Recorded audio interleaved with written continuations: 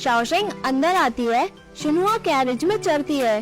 तभी लू याओ और चेंगजी वहाँ पहुँचते हैं। चेंगजी भागते हुए शाओशेंग के पास आता है और पूछता है कि तुम ठीक हो। वो थर्ड आंट के बारे में पूछता है। शाओशेंग इशारा करती है। चेंगजी शिनुआ के पास चला जाता है। फाइनली लू याओ शाओशेंग के पास आता है और उसका हाथ पकड़ते हुए पूछता है कि तुम ठीक हो। वो उससे माफी मांगता है और कहता है कि आगे से फ्यूचर में वो कुछ भी हो, वो उसे छोड़ के नहीं जाएगा। अंदर चेंगजी शिनुआ को बताता है कि लू याओ बहुत कमजोर है। वो शॉक के मारे बार बार बेहोश हो गया था 3 बार। अच्छी बात थी कि मैं शांत था। शाओशेंग ये सब सुनती है और लू याओ की तरफ देखती है। शाओशेंग लू याओ से पूछती है कि मैंने तुम्हें मदद लाने के लिए भेजा था, इतना टाइम कैसे लग गया। शाओशेंग जाती है। लू याओ बताता है तुम नाराज मत होना। वो बताता है कि चेंगजी बार बार बेहोश हो गए थे। फ्लैशबैक आता है जिसमें लू याओ चेंगजी के पास जाता है और उसे बताता है कि शाओशेंग और मैडम पर हमला हुआ है।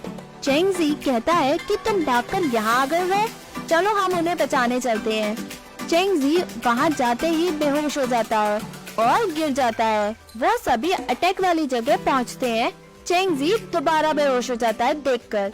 जहाँ उन्होंने सामान छोड़ा था, चेंगजी वहाँ पहुँचता है और सामान देखते ही तीसरी बार भी बेहोश हो जाता है। शाओशेंग लू याओ से कहती है तुम पूरे रास्ते हमें ढूंढ रहे थे। लू याओ कहता है कि हम तुम्हें दिन और रात ढूंढ रहे थे। शाओशेंग कहती है कि तुम्हें डाकू नहीं मिले क्या।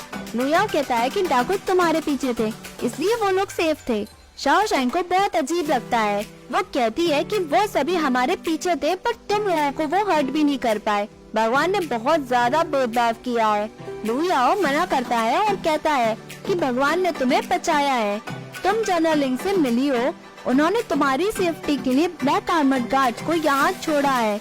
वो अच्छे इंसान है। शाओशेंग गार्ड्स को देखती है। वो ही रास्ते में रुकता है। उसे एक पत्ती में खून दिखता है और कहता है ये तो ताज़ा खून है। रिबेलियन फैंग चैंग दूर नहीं गया होगा, उसे ढूंढो। सभी आर्मर गार्ड्स उसे ढूंढने के लिए निकलते हैं। वो ही खून पहुंचने के लिए हैंकरचीफ निकालता है, बट उसे शाओशेंग की याद आ जाती है।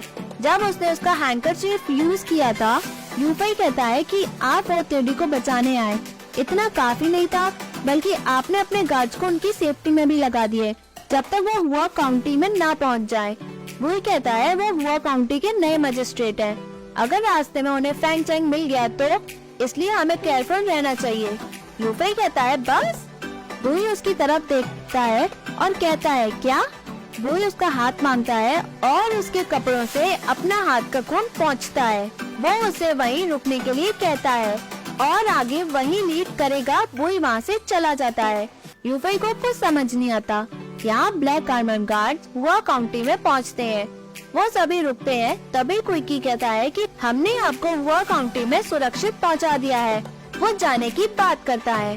शाओशेंग उसको थैंक यू कहती है। क्विकी वहाँ से चला जाता है। यहाँ हुआ काउंटी में हर जगह लाशें होती हैं। तबाही का मंजर दिखाई देता है। खून से मिट्टी लाल हो चुकी होती है। सभी लोग अपनों को खोने के लिए रोते हैं। हर जगह मातम सा माहौल होता है। शाओशेंग कैरेज से उतरती है।